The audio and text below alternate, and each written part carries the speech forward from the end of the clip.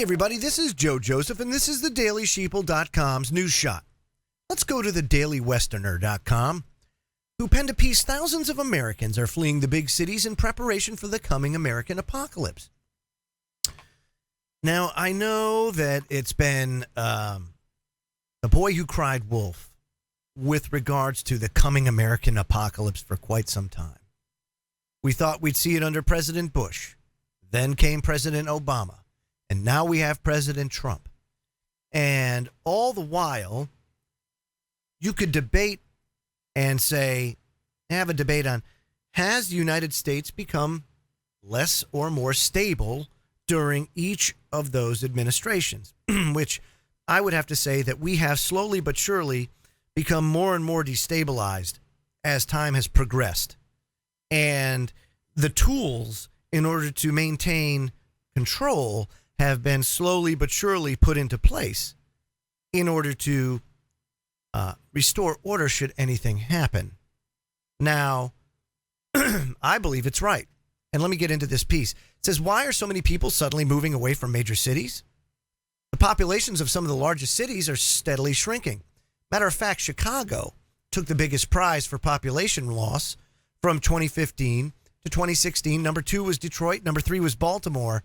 Cook County alone lost 66,000 people. That's a huge amount of people to lose in a single year. 66,000 people. Cook County. You know, a lot of people will say, well, you know, Chicago's big. That's still a lot of taxpayers if they were paying taxes. Cleveland and Milwaukee were also high hit on the list. And some are pointing out that all of these cities are in relatively colder climates and are in struggling economies. But I can tell you this, that's not the reason why people are moving out. They're moving out because, A, it doesn't look good as far as the long-term prospects. Manufacturing over the past 10 to 15 years has gotten totally and completely destroyed.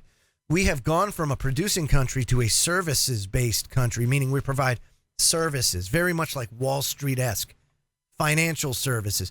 We don't make things anymore. And the reason really is because it's too expensive to make things here in the United States. I mean, let's be real. If you want to make things and provide a good wage and good benefits and pensions and all that, well, it comes at a cost. Whereas if you go to Bangladesh, for example, the same person here that you may have to pay $22 an hour to run a machine and then pay their benefits and then pay their pension, you can get the same out of that person over in Bangladesh for $1 a day, and you don't have to pay their health benefits, and you don't have to pay their retirement. So from a business perspective, it's a no-brainer. Why would I manufacture something here if I don't have to? I'll go to Bangladesh, where I can get away with that. You know, it's really not about honor. It has nothing to do with what the right thing to do may be, or the fact that you're supporting slavery over in another country. It has to do with satisfying the stakeholders in your company and making sure that they get a good return on their investment.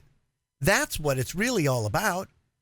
And because the system has been so corrupt, so taken advantage of, and it's basically drying up, that so many people are deciding that it's time to get out of Dodge. And where are they going? A lot of people are moving to more rural areas or down south where they feel that they could survive better if a civil war was to take place or something of that nature. Now, I don't know how far a civil war would get. I don't know how far a financial collapse would get, simply because the amount of weaponry and the tools at the disposal of the government are much different than they were back in 1865 or 1776. Just saying.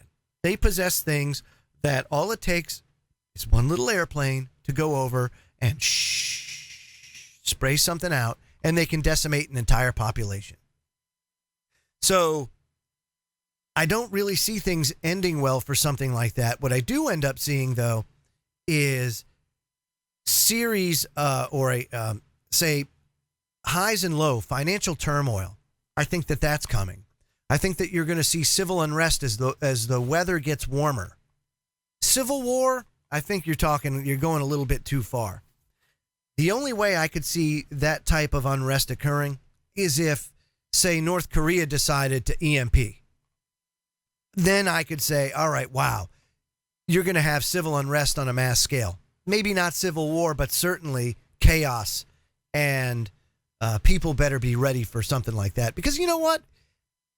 Let me ask a serious question. How is it a bad thing to be prepared for disaster or for catastrophe? Let's just say it's not Kim Jong-un. What if it's Hurricane Irene, or perhaps an earthquake, or a tornado, or a fire? You don't know what it could be. But isn't it the responsible thing to do to be ready for that? Isn't it the least you can do for yourself or your family to be prepared and to be able to handle things in a responsible way as to not add to the chaos and confusion? I think you know the answer to that. I'm Joe Joseph. This was the DailySheeple.com's News Shot, and I'll have one again for you real soon. Take care, everybody.